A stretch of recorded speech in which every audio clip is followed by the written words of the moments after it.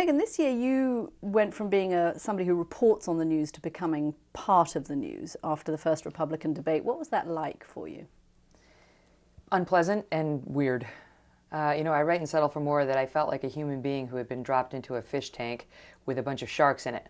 And there were all these horrified passers-by, humans, looking into the shark tank thinking, oh gosh, how'd she get in there?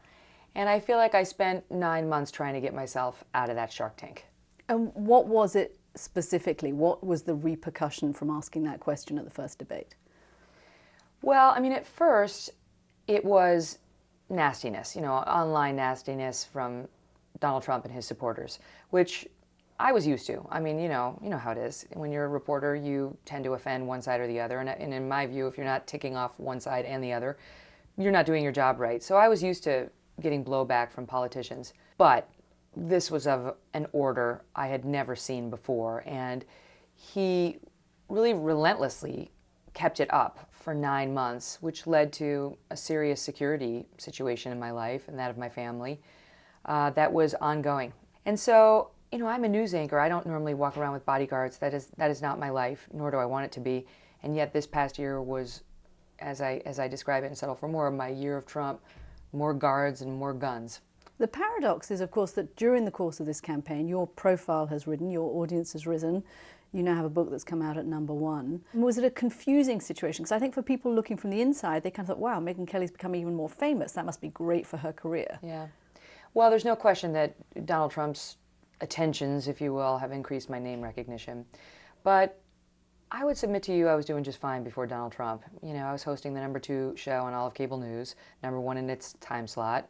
I think I was doing just fine. I do think that him targeting me accelerated that path that I was already on. And in some ways, it was, I think you'd have to say it was okay because it led new people to watch the Kelly File, right? But if I had to do it all over again, I would like to have been able to ask that question and then to have had his anger dissipate and just to get back to being a normal news person who wasn't at the center of the storm. Megyn, do you think you were treated differently because you're a powerful woman? I've given a lot of thought to that. And I think it was a combination of the fact that I'm a woman with power. That it wasn't just the fact that I'm a woman, but it was that I'm a woman with power who happens to be on Donald Trump's favorite channel. The Fox News channel, which he watches every night and did throughout this entire year. One of the most interesting things he said to me in the sit-down I had with him in May was, despite his demands, repeated demands that people boycott the Kelly File, he never did. He was watching it night after night, which I knew because he was tweeting about it as soon as the show would end.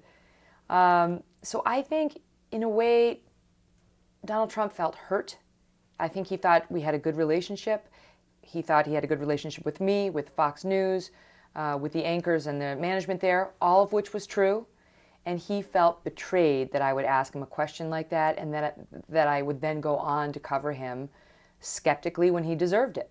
What is it you want? When you talk about settling for more, what's the more that you want now, Megyn?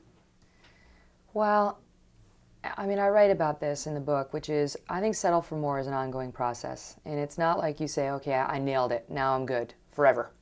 You have to keep doing that gut check and asking yourself what more means for you. And for me, there's no question that right now it's how do I spend more time with my children, who as they age now are on the exact opposite schedule of the one I keep. They go to school from 8 to 3:30, and I go into work around 3:30 or 4. So I have to figure out a way to do better there. And they're my #1 priority. As important as my job is to me, as much as I love it, they're more important. And that is something I refuse to miss.